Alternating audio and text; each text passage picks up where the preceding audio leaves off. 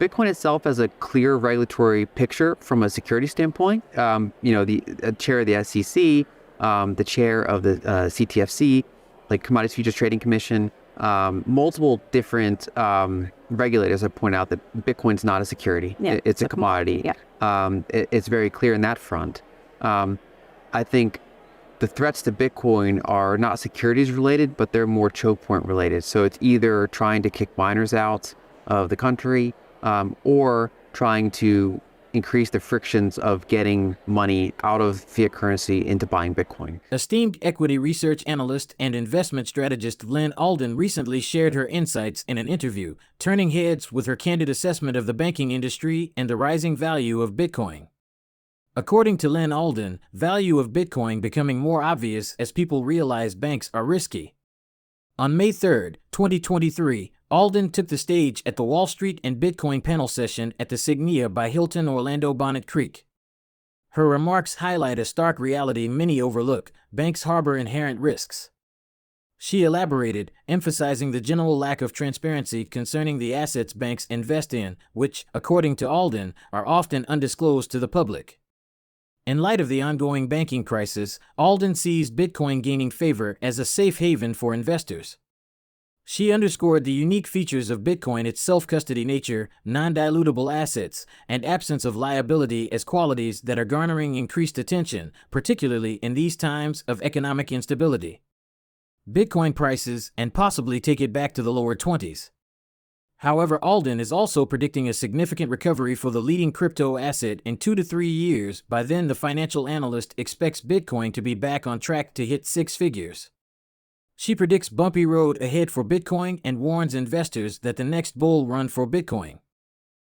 The banking system's unstable, and people say, well, I can self-custody money with Bitcoin. I don't have to worry about counterparty risk. I think that's part of it, but I think probably the bigger move is basically due to markets repricing their forward expectations for how aggressively the Fed can hike rates. So we saw, for example, that 2-year treasuries stopped increasing. We saw that, as you pointed out, the market's pricing in cuts by the end of the year.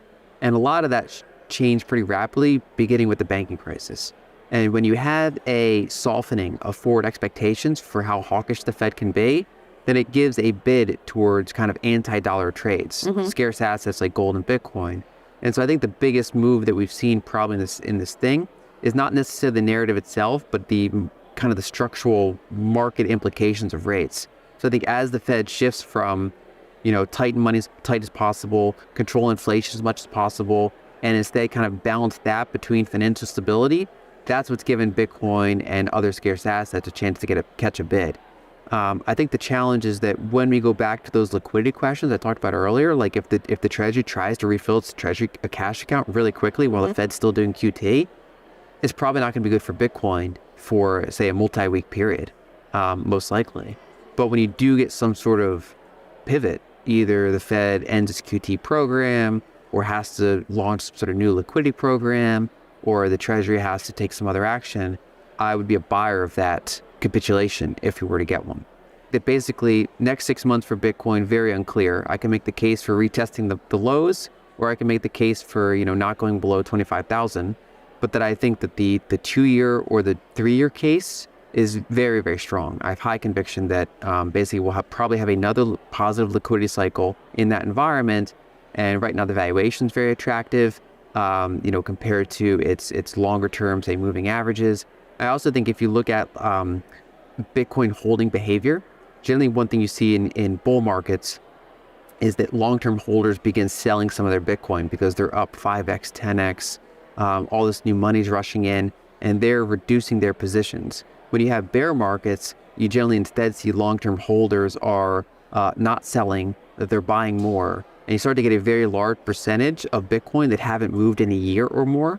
And right now we're very tight in that metric. Basically, we have a lot of indicators kind of either pointing that the bottom's in or that the bottom at most is likely to be retested.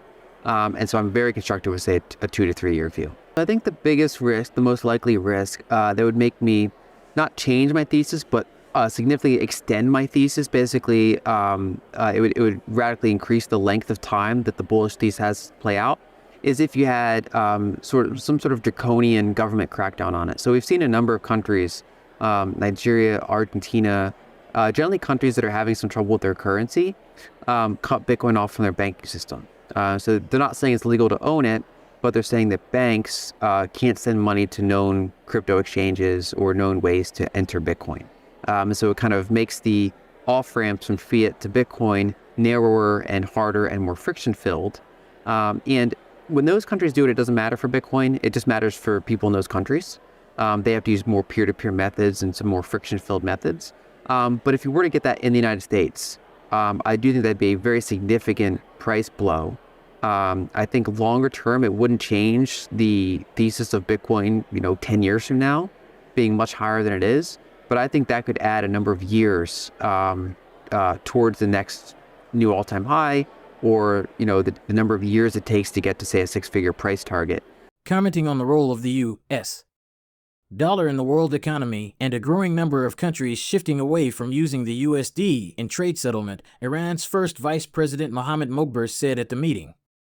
De-dollarization is not a voluntary choice by countries anymore. It is the country's inevitable response to the weaponization project of the dollar. According to Alden, other countries know that the status of their dollar reserves is at the mercy of a few politicians in Washington. She said, the Treasury and the dollar market, in general, is a permissioned ledger. So it's a ledger that you can be cut off from. Your assets can be unilaterally seized. Alden argued that gold and Bitcoin are both valuable assets, but they serve different purposes. She said that gold is a store of value that has been used for centuries as a hedge against inflation and economic turmoil. Bitcoin, on the other hand, is a new asset class that is still in its early stages of development. Alden believes that Bitcoin has the potential to become a more widely accepted store of value in the future, but she also cautions that it is a more volatile asset than gold. Lyn predicts that gold will break out of its current triple top pattern. Additionally, she believes that Bitcoin will reach six figures by the end of 2025. I think in the near term, de-dollarization is probably overstated. It's easier to say something like, it's easier for BRICS nations to say we're going to do something than to actually agree on it, build it, make it credible, and start using it at significant volumes. So, we've seen kind of a period of de-dollarization. I think the long-term trend towards de-dollarization is clear.